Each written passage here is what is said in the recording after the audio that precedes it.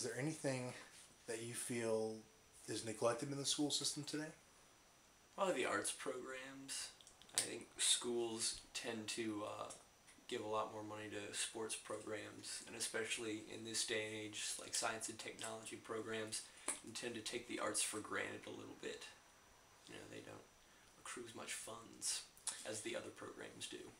And why do you think that arts are some of the first programs that get cut in public schools? Probably because they're considered more extracurricular than anything else. They're not as high up on the agenda. Well, I'd say one of my favorite teachers is my old U.S. history teacher. I took U.S. history with him in 10th grade. I liked him so much I took his Asian history class in 11th grade. Now I'm currently in his AP European history class. And I think what really makes him such a great teacher is he's passionate about his subject matter. And, he teaches it. He's not one of those cliche teachers. He's hip and he relates to his students in a cool way. He's like, I've seen it, man. He just, he's not worried about, making the cool impression. He's there to teach us. And he's like, he can be a hard ass at times, but, at the end of the day, I walk away knowing a little bit more than when I came in. So, on the whole, he's a great teacher.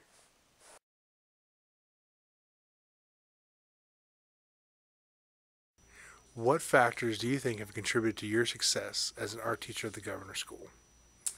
I think it's because I've had such great art professors growing up, and I've modeled a lot of my teaching based on what they've taught me. And that was really just to have the students explore their own creative talents and go into interests that they like. So my step as a teacher, or my role as a teacher, is to really know when to step in and to lead them in a direction that will really make them think critically about what they're producing. And my favorite aspect of being a Governor School teacher in particular is that I get to show them brand new processes and new materials and just new ways about thinking about what. Well, as an art teacher, I think that would only happen. The only times that I've seen it happen were during my critiques, and where one student really gets a lot of negative responses. So it always ends up the student will have to learn how to speak for himself, and I think that's a great thing for someone to learn, because they have to take in information and what other people are saying about their work and then respond to it. So in a sense, they're learning how to defend themselves in the art world. Defending themselves against art bullies, I guess. Yeah.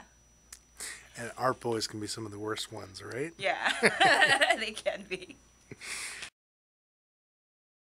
Mr. Scarborough was one of those men who later became a principal in the Virginia Beach elementary school system, was very adept at keeping fighting out of school. And the way he did this was to take two children that were caught fighting, and after school hours put them in a room equipped with boxing gloves and let them go at each other.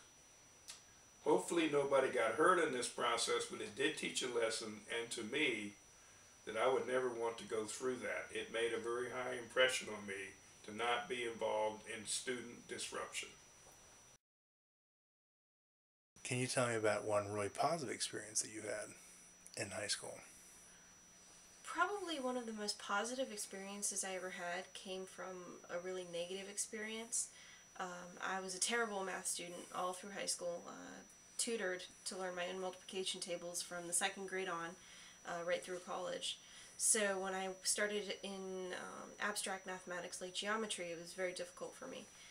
And I simply couldn't get half of the concepts that our teacher, Mr. Lane, at the time was teaching me, or attempting to.